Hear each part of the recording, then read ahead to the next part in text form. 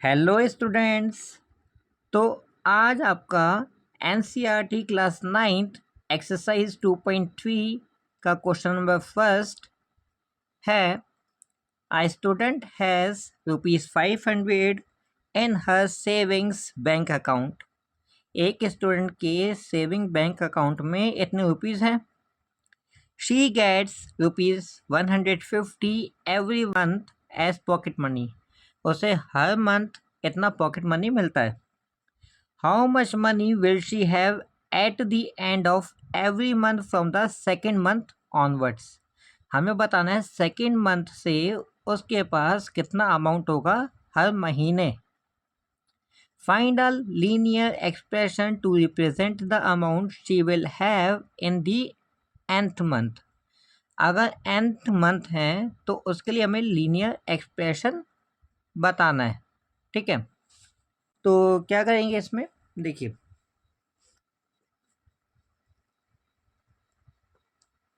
Simple जो हमें given है, I student has ₹500 in her saving bank account, है ना। तो अमाउंट कितना है उसका, amount in saving bank account, account की शॉर्ट फॉर्म ये होती है।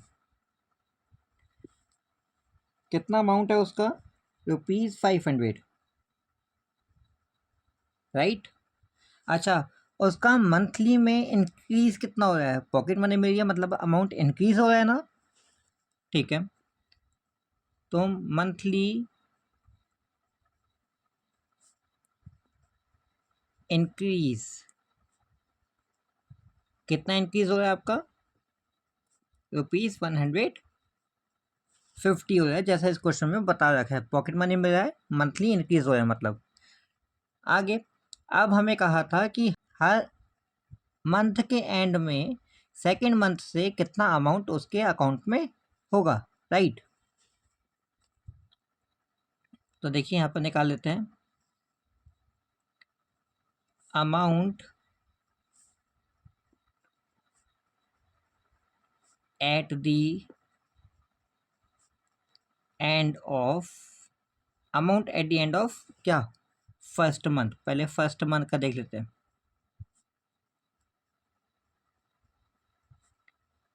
₹500 उसके पास पहले से थे, ₹150 उससे पॉकेट मनी मिला, है ना, जो हो गया कितना, ₹650, राइट। इसी तरीके से सेकेंड मंथ में, उसका कितना हो गया, ₹650 हो गया। ₹150 दोबारा से मिले उससे, जो हो गया ₹800, राइट।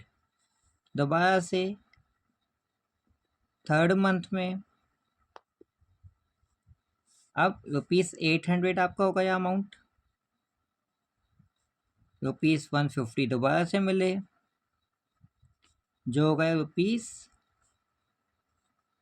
₹950।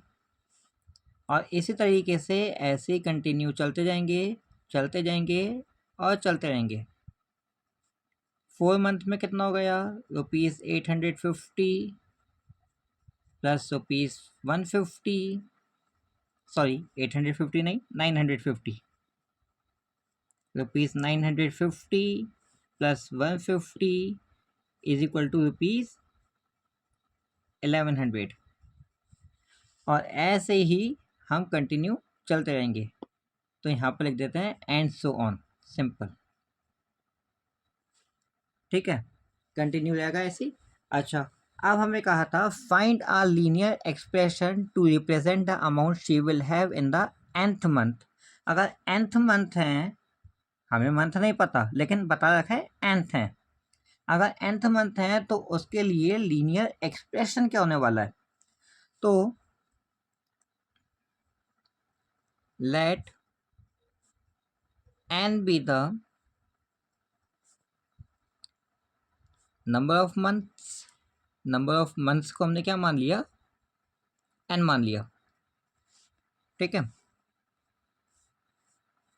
तो यहाँ पर टोटल मनी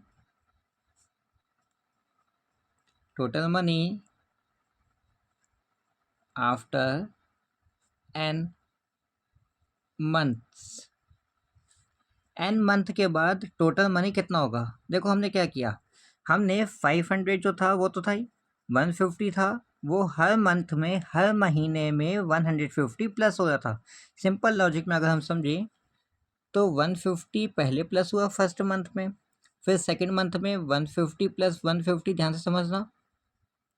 उसके बाद फिर 150 प्लस हुआ, 150 प्लस 150 प्लस 150, उसके बाद फिर से 150 प्लस 150 प्लस 150 प्लस 150, ऐसे ही हुआ ना।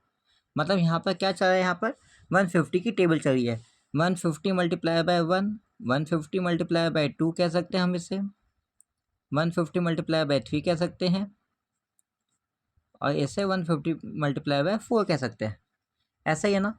अच्छा, अब इसकी जगह पर अगर हम n मान लें तो ये क्या हो गया, 150n। ये हो गया आपका 150 मल्टीप्लाई बाय 2n और फिर 3n और फिर 4n, ऐसे कह सकते हैं ना, राइट। अच्छा, तो हमें क्या निकालना है, n मंथ के बाद कितना अमाउंट होगा उसके अकाउंट में। तो कितना होगा भाई, 500 था जैसा मैंने बताया, प्लस 150n। तो ये आपका एक्सप्रेशन हो गया। तो total money after n months is equal to 500 plus 150n। Got it, ठीक है ना, done. Thank you for watching the video, hope you like it.